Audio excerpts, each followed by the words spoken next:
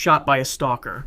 On September 26, 1999, a woman stood in her family's New Jersey home preparing for her wedding ceremony. She wore her bridal gown, white and carefully pressed. Around her, bridesmaids waited in matching dresses as the bride distributed bouquets. The ceremony was scheduled to begin within the hour. Her fiancé waited at the venue. Everything was ready. The bride's ex-boyfriend walked through the front door. He had been obsessive after their breakup, unable to accept that she had moved on. Now he entered the home uninvited, moving past family members who stood frozen in confusion. He carried a handgun. Before anyone could react, he raised the weapon and fired. The first bullet struck her in the torso. She stumbled backward, her bouquet falling to the floor. The second shot hit her chest. The third found its mark as she collapsed. Bridesmaids screamed. Family members rushed toward him, trying to stop him. He was finally subdued by several guests who wrestled him to the ground and held him there. But the bride was not dead. She lay on the floor of her home, still wearing her wedding dress, conscious and struggling to breathe. Blood spread across the white fabric. Her mother knelt beside her, applying pressure to the wound. The bouquets she had been holding moments earlier were scattered around her body. She tried to speak but couldn't form words. Her eyes remained open, aware of everything happening around her. The gunshot wounds had torn through vital organs, but death was not immediate. Emergency services were called. She remained alive for several minutes, her breathing becoming shallower with each passing second. Family members surrounded her, helpless to stop the internal bleeding. She lost consciousness on the floor of her own home, surrounded by wedding decorations and traumatized witnesses. By the time paramedics arrived, she was gone.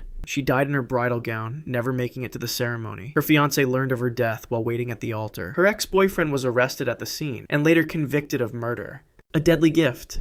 In April of 2022, a pair of newlyweds returned to their home in Uttarakhand, India, after their wedding ceremony. The celebration had ended hours earlier. Now they were alone with close family, ready to open the gifts that had accumulated during the festivities. Among the packages was a stereo music player wrapped like any other present. It appeared ordinary, indistinguishable from the other items stacked in their home. The couple sat together as they began unwrapping gifts. The groom's brother was nearby, watching the newlyweds open each package. They reached for the stereo player. The wrapping came off easily. The bride lifted the lid of the box. Inside was a delayed blast device left by the groom's ex-lover as an act of revenge. The mechanism triggered. The explosion tore through the room. The force was not instant vaporization but violent fragmentation. Shrapnel and debris scattered in all directions. The sound was deafening. The shockwave threw everyone backward. Smoke filled the space immediately. The device had been designed specifically to detonate when opened, ensuring the victims would be close enough for maximum damage. The couple were both alive after the blast. Injuries were severe. Burns covered their skin. Metal fragments had torn through tissue and organs. They were conscious, aware of what had happened, but unable to move or call for help. The groom's brother was also injured, bleeding from wounds across his body, but still alert. The home that had moments ago been filled with celebration now looked like a crime scene. Neighbors heard the explosion and rushed inside to find the couple on the floor, surrounded by debris and wrapping paper. Emergency services were called, but the injuries were too extensive. The couple died before reaching the hospital. Internal bleeding and trauma from the shrapnel made survival impossible. Both lost consciousness within minutes of the blast. The package had been left deliberately, a weapon disguised as a wedding gift. Investigators later traced it back to the ex-lover, who had planned the attack from a distance, never present at the scene. Groom's final dance. On April 23, 1993, a wedding reception was in full swing at a venue in Florida. A 30-year-old groom was celebrating with his new bride and their guests. Music played, people danced, photographers moved through the crowd, capturing moments. The groom had placed a beer glass in his trouser pocket earlier in the evening, a careless decision that no one noticed or questioned. He stepped onto the dance floor with a bridesmaid. They moved to the music, surrounded by other guests. Everyone was watching, smiling, taking pictures. His foot caught on something. He stumbled. His body pitched forward. He fell hard onto the floor. At first, people laughed. It looked like he was joking around, playing up the fall for entertainment. Wedding guests continued taking photos, expecting him to stand up and bow dramatically. But he didn't move. He remained on the ground. Then someone noticed the blood. The beer glass had shattered inside his pocket when he hit the floor. A shard of glass had driven deep into his upper inner thigh, severing his femoral artery. Blood began soaking through the fabric of his trousers, spreading rapidly. His expression changed from confusion to terror. He tried to push himself up but couldn't. His leg wouldn't support his weight. Groomsmen rushed over and applied pressure to the wound, but blood continued pumping out with each heartbeat. The femoral artery is one of the largest in the body, located deep in the thigh. Surface pressure was not enough to stop the bleeding. The bride knelt beside him, her white dress touching the blood-soaked floor. She was screaming his name. Other guests called for an ambulance. The groom lost massive amounts of blood within minutes. His face went pale. His breathing became shallow. He lost consciousness there on the reception floor, surrounded by wedding decorations and panicked guests. By the time paramedics arrived, he had already bled out. A simple beer glass carelessly placed in a a pocket had cut through the artery and killed him. He was pronounced dead at the scene, his body covered with a sheet as the reception ended in silence. Shanxi village wedding bombing. On March 29, 2000, a wedding celebration was taking place in Shijian village, Shanxi province, China. The entire community had gathered for the event. Families filled the venue. Children ran between tables. Music and conversation created the atmosphere of a typical village wedding. No one noticed a 34-year-old man who was not part of the celebration.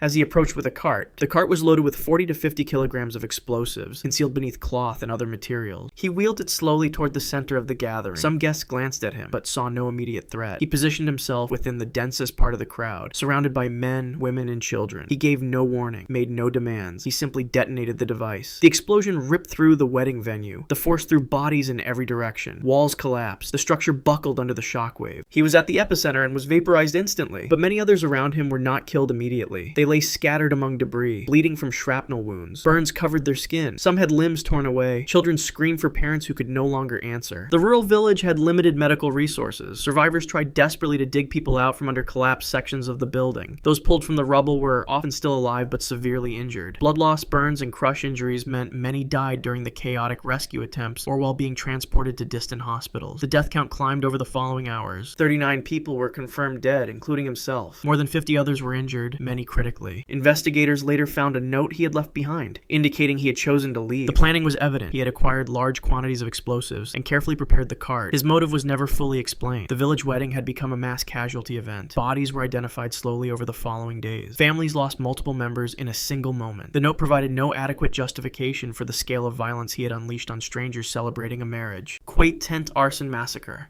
On August 15, 2009, a large wedding tent had been erected in Oyun, Kuwait for a celebration. The tent followed traditional gender-separated arrangements. Women and children gathered inside while men celebrated elsewhere. The groom was taking a second wife, which had enraged his first wife, a 23-year-old woman. The tent was made of a flammable material and had been designed with only a single exit. She approached the tent's perimeter carrying containers of petrol. A few witnesses saw her but did not immediately understand what she was doing. She poured the fuel around the base of the tent, creating a line that encircled the entire structure. Then she struck a match and dropped it onto the fuel. The flames raced around the tent's perimeter instantly. Within seconds, the fire reached the fabric walls and ignited them. The single exit was quickly engulfed in flames. Inside, women and children realized what was happening and rushed toward the door. But the stampede crushed people at the narrow opening. Those at the back of the tent turned to find another way out, but the walls were already burning. The tent material melted as it burned, dripping flaming liquid onto those trapped below. Heat intensified within moments. Smoke filled the interior, making it impossible to see or breathe. Women in traditional dress struggled to move through the chaos. Children became separated from their mothers and were trampled or overcome by smoke. Screams came from inside the tent, but those outside could not get close enough to help. Some attempted to cut through the burning fabric with knives, but the fire was too intense. The tent became a furnace. Emergency responders were delayed, unable to reach the scene quickly enough. 57 people died inside the tent. Some were crushed in the stampede at the exit. Others burned to death. Many more died from smoke inhalation, their lungs filled with toxic fumes before the flames reached them. Children died in their mother's arms. Bodies piled near the single exit where people had tried desperately to escape. When firefighters finally entered, they found the tent collapsed inwards, still smoldering. She was arrested at the scene, allegedly watching as the tent burned with her husband's wedding guests inside. Ruiru Septic-Tank collapse. At a wedding celebration in Ruiru, Kenya, traditional ceremonies were underway. Women gathered to perform a dance that would escort the bride from the venue. It was a customary ritual, joyful and energetic. The dancers moved in formation, their feet stamping rhythmically on the ground. Beneath them, hidden under the surface, was an underground septic tank 15 feet deep. No one knew the structural integrity of the concrete cover had been compromised. Without warning, the ground collapsed. The surface gave way under the weight of the dancing women. 17 people, including the master of ceremonies, dropped through the opening and fell 15 feet into the septic tank below. The screaming stopped abruptly as bodies hit the contaminated water at the bottom. Those at the edge of the collapse scrambled backward, nearly falling in themselves. The septic tank was filled with waste, sludge, and liquid sewage. The depth made it impossible for anyone to stand. Victims found themselves submerged in filthy water, unable to gain footing or find anything to hold on to. Panic spread instantly. People struggled, gasping for air, but their movements only pulled them deeper. The contaminated water entered their mouths and noses as they fought to stay above the surface. Some tried to climb the walls, but the sides were slippery and offered no handholds. Those above looked down into the darkness. They could hear splashing and desperate cries for help. The smell was overwhelming. Ropes were lowered, but victims in the water could not maintain their grip long enough to be pulled up. One by one, the struggle struggles became weaker. Some drowned quickly, overwhelmed by the depth and the panic. Others lasted several minutes, fighting against the sewage filling their lungs. Emergency crews arrived and began the process of pumping the tank to retrieve bodies. 17 people were confirmed dead, all drowned in the septic waste. The bodies were covered in filth, making identification difficult. Victims who had been dressed in celebration clothing moments before were now pulled from sewage. The master of ceremonies was among the dead. Shockingly, after the bodies were removed, the wedding ceremony continued that same day. The bride and groom proceeded with their celebration near the site where 17 people had just died.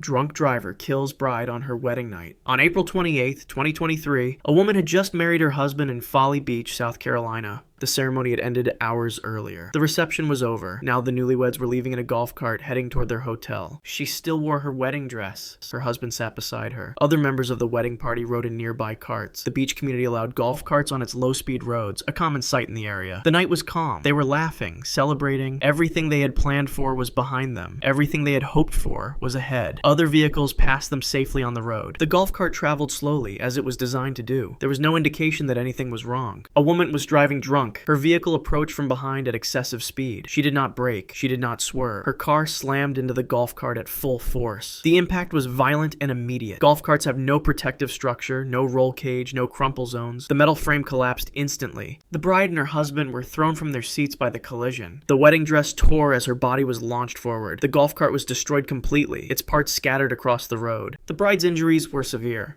Blunt force trauma had damaged internal organs. Bones were broken. She was still conscious after the impact, lying on the pavement in her ruined wedding dress. Blood covered the white fabric. Her husband was beside her, critically injured but alive. He could see her but was unable to help. Emergency services were called immediately. Minutes passed as they waited for the ambulance. Her body was shutting down from the trauma. Internal bleeding could not be stopped without surgical intervention. She remained aware for some time, knowing what was happening but powerless to prevent it. By the time paramedics arrived, she had lost consciousness. She died either at the scene or during transport to the hospital. She had been married for only hours. Her husband survived with serious injuries but would recover physically. The drunk driver was arrested at the scene. Toxicology tests revealed extreme intoxication. She was later charged and convicted. Groom's family. Death in Thailand. At a wedding reception in Thailand, the groom was celebrating his marriage. Family members surrounded them. The bride's mother and sister sat nearby. Other guests filled the venue. Music played. Food was served. Alcohol flowed freely throughout the evening. He drank heavily as the celebration continued. Those around him noticed his intoxication but thought little of it. Wedding receptions were meant for excess. At some point during the reception, he stood and walked away from the gathering. It appeared he was stepping outside for air or going to use the restroom. The celebration continued without him. Guests talked and laughed. No one suspected anything was wrong. Chaturang went to his vehicle and retrieved a revolver he had stored there. He returned to the reception with the weapon concealed. He was still wearing his wedding attire. The groom drew the gun. He fired the first shot at his wife of only hours. She was hit but did not die instantly. The second shot struck her mother. The third hit her sister. The fourth found another guest. The gunfire was rapid. People had no time to react or flee. Some dove under tables. Others froze in place, unable to process what was happening. 4 people lay bleeding on the reception floor. He stood over them, still holding the weapon. Blood spread across the floor where moments before there had been dancing. Wedding decorations surrounded the scene. The cake sat untouched on a nearby table. Some victims were still moving, struggling to breathe. The bride had been shot by the man she had just married. Her mother lay dying beside her. Her sister was wounded. Guests were too terrified to approach while he still held the gun. He did not attempt to flee. He did not fire at anyone else. Instead, he turned the weapon on himself. He fired a single shot into his own head and collapsed among his victims. 4 people died at the reception, including himself. His wife, her mother, her sister, and another guest were all killed. The reception transformed into a crime scene within seconds. When police arrived, they found the groom dead by his own hand. His family members scattered around him. No clear motive was ever established beyond his intoxication. If you want to see more videos like this, click the video on screen now and make sure to subscribe.